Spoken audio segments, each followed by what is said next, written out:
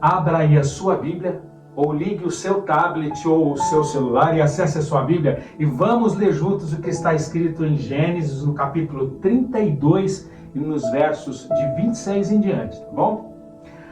A palavra de Deus diz o seguinte, bem no finalzinho do verso: não te deixarei ir, a não ser que me abençoes.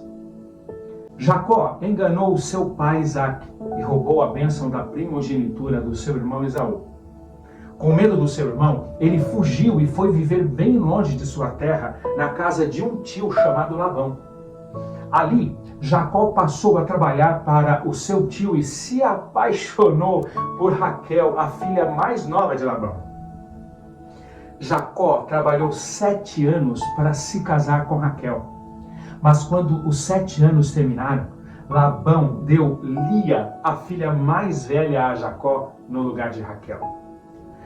Jacó não teve alternativa, porque a desculpa de Labão era que a filha mais velha deveria se casar primeiro e que esse era o costume daquela região.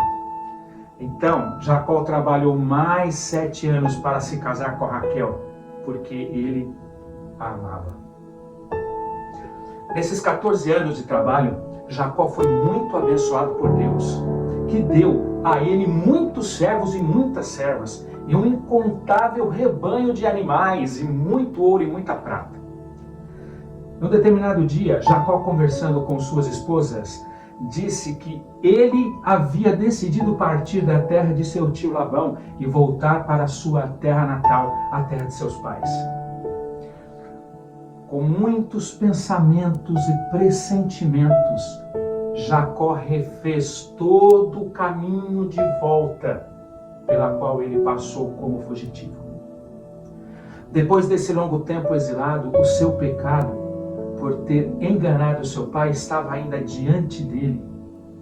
Pensava nisso dia e noite durante o trajeto de volta e, com a consciência pesada, a caminhada se tornou muito triste. Ao avistar de longe as colinas de sua terra natal, todo o seu passado voltou claramente diante dele. Teve medo quando pensou em seu irmão Esaú, que poderia ser levado à violência contra ele, não somente com desejo de vingança, mas para proteger a riqueza que fora dada por seu pai. Os mesmos anjos que apareceram a Jacó num sonho em Betel, e neste sonho os anjos subiam e desciam uma escada enquanto Jacó dormia sobre uma pedra, apareceram a ele novamente como um exército poderoso e como sinal da proteção e do cuidado de Deus por ele. Quando Jacó avistou aquele exército, ele disse: este é o exército de Deus. Mesmo assim, Jacó sentiu que deveria fazer alguma coisa para garantir a sua segurança. Mandou alguns servos na frente para encontrar o seu irmão com uma mensagem de saudação. Na mensagem, eles deveriam referir a Jacó como teu servo, para afugentar todo e qualquer temor de Esaú, de que Jacó estava voltando para reclamar a sua herança. E mais, eles, nesta mensagem inicial, deveriam dizer a Esaú que Jacó tinha bois, jumentos, ovelhas e cabras, além de muitos servos e muitas servas, de que Jacó estava rico. Esaú não enviou de volta nenhuma mensagem, o que pareceu que ele estava vindo em busca de vingança. O terror invadiu o acampamento de Jacó, e Jacó foi tomado por uma angústia e um medo terrível. Seu grupo, completamente indefeso e desarmado, estava completamente despreparado para um confronto. Então, Jacó suplicou pela proteção divina. Ele disse ao Senhor: livra-me, Senhor, rogo-te, livra-me das mãos de meu irmão Esaú, porque tenho medo que ele venha nos atacar, tanto a mim como as mães e as crianças. Jacó decidiu passar a noite em oração, a sós com Deus. O Senhor era o único que poderia abrandar o coração de seu irmão Esaú. Em Deus estava a única esperança de Jacó. Era meia-noite e, desprotegido, Jacó se prostrou em terra em profunda angústia. Tudo o que ele mais amava na vida estava exposto ao perigo e à morte. Mais amargo ainda era o pensamento de que seu pecado havia atraído esse perigo sobre sua família inocente. De repente, uma mão muito poderosa e forte pousou sobre ele. Pensando que fosse um inimigo procurando tirar a sua vida, na escuridão os dois lutaram tentando vencer um ao outro. Nenhum dos dois falou uma só palavra, mas Jacó lutou com todas as suas forças e não cedeu por um momento sequer. Enquanto lutava para defender a própria vida, a culpa pesava o seu coração. Os seus pecados pareciam estar sempre diante dele para o separar de Deus. Mesmo na situação em que ele se encontrava, ele se lembrou das promessas divinas. A luta continuou até quase ao romper do dia. Quando o estranho colocou o dedo na coxa de Jacó, ele ficou manco instantaneamente. Jacó, naquele instante, compreendeu que tinha lutado com um mensageiro celestial. Em um esforço sobre-humano, não havia conseguido a vitória. Ele havia lutado com Cristo, descrito como o anjo do concerto. Jacó, naquele momento, estava aleijado, sofrendo a mais terrível dor que já havia sentido. Mas ele fez uma coisa surpreendente. Ele se agarrou ao anjo e não o quis largar. Arrependido e humilhado, ele chorou em alta voz e implorou o seu favor, suplicando uma bênção. Tinha que ter certeza que o seu pecado estava perdoado. E sabe o que aconteceu? O anjo insistiu. O anjo disse o seguinte: deixa-me ir, pois já está nascendo o dia. Mas Jacó respondeu ao anjo a seguinte coisa: não te deixarei ir, se não me abençoares.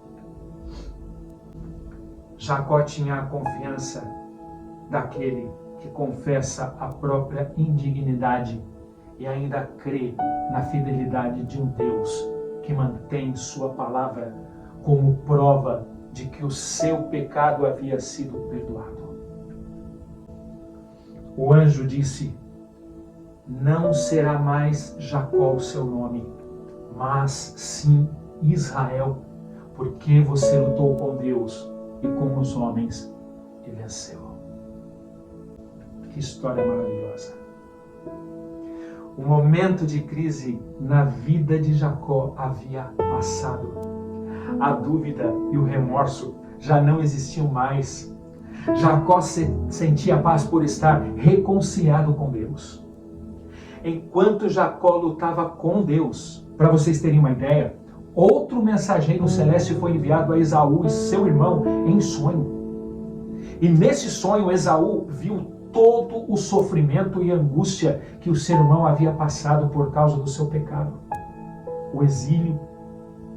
E em sonho, ele viu o sofrimento do irmão ao saber que a sua mãe estava morta. E viu também o seu irmão rodeado pelos exércitos de Deus. Depois de algum tempo, os dois grupos finalmente se aproximaram e se encontraram. O chefe do deserto, Esaú, conduzindo seus homens de guerra, estava agora frente a frente com um Jacó, fraco, oprimido, mas feliz pelo perdão. Estava frente a frente com Jacó e suas esposas, os seus servos, e Jacó manquejava, apoiado em seu cajado. Quando Esaú vê o seu irmão, uma coisa maravilhosa acontece nesse momento da história. uma coisa que eu confesso que eu chorei quando eu li esse momento da história. Quando Esaú vê o seu irmão, um homem sofrido e pálido, e volto a dizer, mas que irradiava paz em seu rosto, ele correu ao seu encontro e os dois se abraçaram e choraram profundamente. Apesar da luta, da angústia de Jacó representar a experiência que o povo de Deus passará um pouco antes da volta de Jesus, quando Cristo finalizar a sua obra de mediação em nosso favor, e o caso de cada pessoa tiver sido decidido para a vida ou para a morte eterna. Essa história também representa que Deus não rejeita aqueles que foram atraídos ao pecado e que retornaram a Ele em verdadeiro arrependimento. Talvez você neste momento esteja lutando com o Senhor. Talvez neste momento de sua vida você esteja angustiado e fraco, tentando lutar com o que resta de suas forças para vencer o pecado.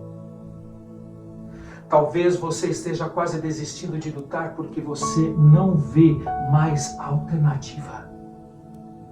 Talvez, como Jacó, você esteja fazendo um esforço sobre-humano para conseguir vencer, mas a angústia e a dor são maiores do que você. Assim como Deus lutou com Jacó, a noite toda em silêncio, talvez você neste momento esteja clamando por socorro, mas o silêncio de Deus está falando mais alto ao seu coração. Lembre-se do que Jacó fez. Quando Jacó viu que estava lutando com Deus, agarrou-se a ele e não o quis soltar enquanto Deus não o abençoasse. No meio de sua angústia, abra sua Bíblia e leia as promessas de Deus, se possível em voz alta, e diga a Ele: Senhor meu Deus, foi o Senhor quem prometeu isso, isso, isso e isso. Essas promessas saíram de sua boca, cumpra suas promessas em minha vida, diga isso a Deus. Meu amigo, minha amiga, como Jacó fez ao passar aquela noite a sós com Deus, levante nesse momento um clamor perseverante ao Senhor. Agarre-se a Ele como se a sua vida dependesse disso e diga: eu não te deixarei ir, senão me abençoares.